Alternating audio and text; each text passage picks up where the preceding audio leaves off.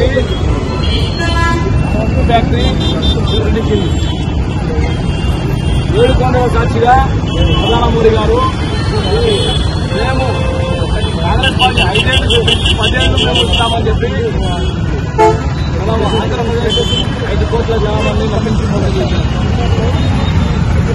మరి చంద్రబాబు నాయుడు వచ్చినారు, ఆయన కూడా మేము రాయలసీమ వాసులే, ఇటు తెలుగుదేశం వచ్చినా ఇటు జనసేన ఉన్నా కానీ ఇటు జగన్మోహన్ రెడ్డి కానీ ఎవరైనా రాయలసీమకు సంబంధించిన వ్యక్తులు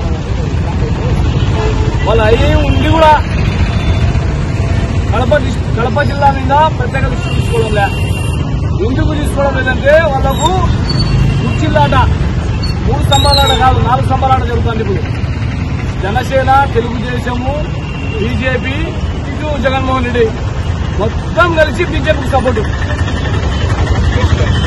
కారణం వాళ్ళ స్వార్థ రాజకీయాలు, వాళ్ళు కేసులు, వాళ్ళు నోరు పుట్టే లోపల పోతాం, మేము చేసిన అవిధుల్లో సంపాదన అంతా బయటకు తీస్తారు, మేము జైల్లో పోతాము, మాకు రాజకీయ శిక్ష ఉండదు అనే ఆలోచనతోనే ఈ ఉక్కు ఫ్యాక్టరీ సమస్య తీసుకురాకుండా చేస్తున్నారు.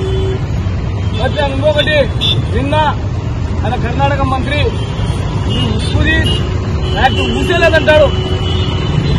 ఆయన మనకు అనుకూలం ఉన్నాడు, పక్కన రాష్ట్రమే, ఎంతమంది వేల మంది లక్షల ఉపాధి వస్తుంది, దాని గురించి మాట్లాడము చాలా విద్యంగా ఉంది. రెండవది ప్రత్యేక హోదా కూడా మేమిస్తాం అంటున్నారు. ఏమిస్తున్నారు మీరు? ఇచ్చేది ఒకటి Congress party, 5వది Congress party.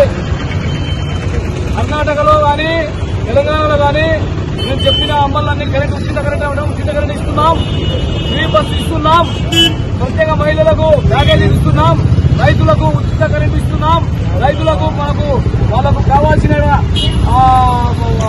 లోన్లన్నీ subsidy లోన్లన్నీ ఇస్తున్నాం. కాంగ్రెస్ పార్టీ ఒక్కటే దీనికి మూలం. ప్రజలు బాగా గమనించాలా. మేము పార్టీలన్నీ కలిసి మేము రోడ్లపైకి ధర్నాలు చేస్తే కాదు, ప్రజలు కూడా మద్దతు రావాలి. మేము ఎవరి కోసం చేస్తున్నాం? ప్రజల కోసం కాదు కదా, ప్రజల కోసమే, ఆ పదవుల కోసం కాదు, మేము సంపాదించుకోవడం కాదు. మేము రోడ్లపైకి గొంతులు అరిచి మాట్లాడితే రాష్ట్రం బాగుండాలా, ప్రజలు బాగుండాలా, విద్యార్థులు బాగుండాలా, ఉద్యోగ అవసరాలు కావాలా అని చెప్పి గొంతు తీసుకొని మనము ఈ రోజు మాట్లాడుతున్నామంటే ప్రజల కోసం. ప్రజలు కూడా విద్యార్థి సంఘాలు కానీ వ్యాపార సంఘాలు కానీ త్వరలో భారీగా కార్యాచరణ స్థాపిస్తాం.